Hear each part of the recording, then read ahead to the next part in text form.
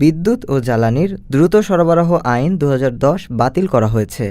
উপদেষ্টা পরিষদের অনুমোদনের পর ২৮ নভেম্বর আইনটি বাতিল করে অধ্যাদেশ জারি করেছেন রাষ্ট্রপতি।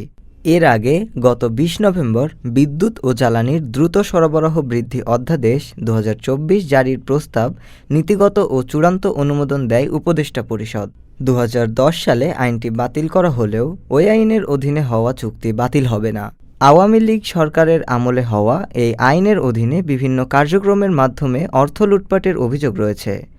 আওয়ামী লীগ সরকারের পতনের পর অন্তর্বর্তী সরকার এসে আইনটি স্থগিত করে।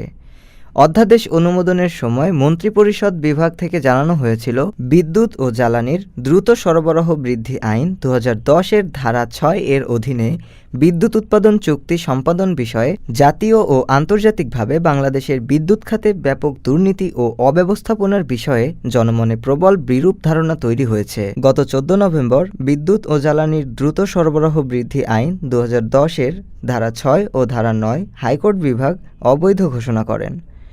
ডেস্ক রিপোর্ট, আজ বার্তা, ঢাকা।